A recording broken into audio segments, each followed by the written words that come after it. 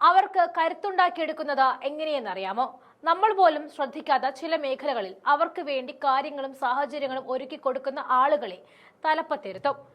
സർവകലാശാലകളിലൂടെ RSS മന്ത്രം vice ചാൻസലർമാരിലൂടെ ഉരുവിടിക്കാൻ നോക്കിയതുപോലെ തന്നെ അതുപോലെ തന്നെ BJP ചെയ്ത ഒരു രഹസ്യ അജണ്ട കയ്യോടെ പൊക്കിയിരിക്കുകയാണ്.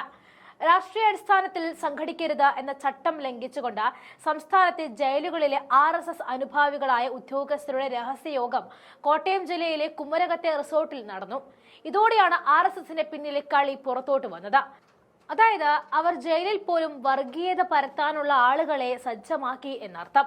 മേധാവികളെ RSS ഓമനക്കുട്ടന്മാരാക്കി ഇരുത്തി ജയിൽ അന്തേവാസികളിലും വർഗീയ വിഷം കുത്തിവെക്കാനുള്ള തന്ത്രം. അതാകുമ്പോൾ ശിക്ഷ കഴിഞ്ഞിറങ്ങുന്നവർക്ക് സത്യാവസ്ഥയെ ഒന്നും മനസ്സിലാകാതെ വർഗീയത മാത്രം തുപ്പുന്ന യന്ത്രങ്ങളായി മാറും. ഉദ്യോഗസ്ഥരെയും തടവുകാരെയും രാഷ്ട്രീയമായി സംഘടിപ്പിക്കാൻ ലക്ഷ്യമിട്ട് ചേർന്ന യോഗത്തെക്കുറിച്ച് പോലീസ് രഹസ്യാന്വേഷണ വിഭാഗം സർക്കാരിന് റിപ്പോർട്ട് ചെയ്തെങ്കിലും അന്വേഷണം നടത്താതെ സാധാരണ സ്ഥലമാറ്റത്തിൽ നടപടിയിൽ ഒതുക്കിയതുകൂടി ഇതോടെ ചേർക്കുന്നു. BJP അവർക്ക് കരുത്തുണ്ടാക്കിയെടുക്കുന്നത് എങ്ങനെയെന്നറിയാമോ? നമ്മൾ പോലും ശ്രദ്ധിക്കാത്ത ചില മേഖലകളിൽ അവർക്ക് വേണ്ടി കാര്യങ്ങളും സാഹചര്യങ്ങളും ഒരുക്കി കൊടുക്കുന്ന ആളുകളെ തലപ്പത്തേക്കിരുത്തും. സർവകലാശാലകളിലൂടെ RSS മന്ത്രം വൈസ് ചാൻസലർമാരിലൂടെ ഉരുവിടിയിക്കാൻ നോക്കിയതുപോലെ അതുപോലെ തന്നെ BJP ചെയ്ത ഒരു രഹസ്യ അജണ്ട കയ്യോടെ പൊക്കിയിരിക്കുകയാണ്. രാഷ്ട്രീയ അടിസ്ഥാനത്തിൽ സംഘടിക്കരുത് എന്ന ചട്ടം ലംഘിച്ചുകൊണ്ട് സംസ്ഥാനത്തെ ജയിലുകളിലെ RSS അനുഭാവികളായ ഉദ്യോഗസ്ഥരുടെ രഹസ്യയോഗം കോട്ടയം ജില്ലയിലെ കുമരകത്തെ റിസോർട്ടിൽ നടന്നിരുന്നു.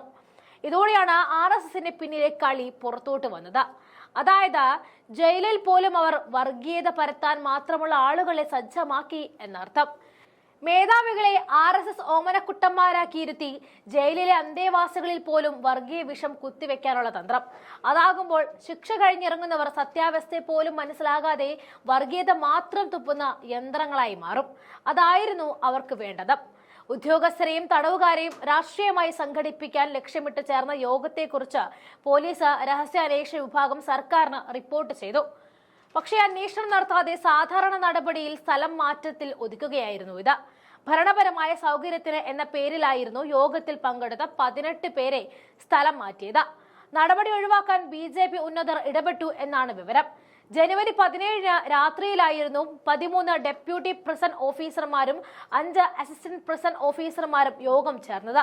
തിരുവനന്തപുരം, വിയൂർ, കണ്ണൂർ, തവനൂർ സെൻട്രൽ ജയിലുകളിലെയും തിരുവനന്തപുരം ജില്ലാ ജയിൽ, സ്പെഷ്യൽ സബ് ജയിൽ, വിയൂർ അതീവ സുരക്ഷാ ജയിൽ, പാലാ സബ് ജയിൽ, എറണാകുളം പോസ്റ്റൽ സ്കൂൾ എന്നിവിടങ്ങളിലെയും ഉദ്യോഗസ്ഥരായിരുന്നു പങ്കെടുത്തത്. ഒരേ മനസ്സുള്ള തങ്ങളുടെ കൂട്ടായ്മയ്ക്ക് കോട്ടയത്ത് തുടക്കമായിരിക്കുന്നു.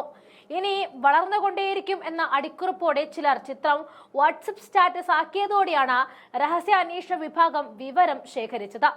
കേരളത്തിലെ ജയിലുകളിൽ BJPക്ക് 250-ലേറെ രാഷ്ട്രീയ തടവുകാരുണ്ട്. ഇവരെ കൂടി സംഘടിപ്പിക്കുന്നതിന് മുന്നോടിയായിട്ടാണ് ഈ നീക്കമെന്നാണ് സംശയം. പോലീസിന്റെ റിപ്പോർട്ടിന്റെ അടിസ്ഥാനത്തിൽ ആദ്യം 5 പേരെ തിരുവനന്തപുരം സോണിൽ നിന്നും കണ്ണൂർ സോണിലേക്ക് മാറ്റിയപ്പോൾ BJP നേതൃത്വത്തിന്റെ ഇടപെടൽ ഉണ്ടായി എന്നാണ് വിവരം. തുടർന്ന് ഇവർ സൗകര്യപ്രദമായ പോസ്റ്റിംഗ് ലഭിച്ചു. പോലീസ് സേനയിൽ RSS സംഘം പ്രവർത്തിക്കുന്നു എന്ന് 3 വർഷം മുൻപ് CPI നേതാവ് ആനി രാജ വിമർശിച്ചപ്പോൾ CPI നേതൃത്വം അവരെ തിരുത്തിയിരുന്നു. ഇതാണ് തുടക്കത്തിൽ പറഞ്ഞ പോലെ നമ്മൾ പോലും അറിയാതെ പല മേഖലകളിൽ അവർ വർഗീയതയുടെ വേര് പടർത്താൻ നോക്കുന്നുണ്ട് എന്ന് പറഞ്ഞതിന്റെ അർത്ഥം. അവർ സമൂഹത്തിലെ മുക്കിലും മൂലയിലും വരെ ഇടപെട്ട് അവർക്ക് അനുകൂലമാക്കി എടുക്കുകയാണ് കാര്യങ്ങൾ. അതിനെ ചെറുക്കാൻ നമുക്കായില്ലെങ്കിൽ നാളെ നമ്മുടെ നാടും ബീഹാറും UPയും പോലെയൊക്കെ ആകും.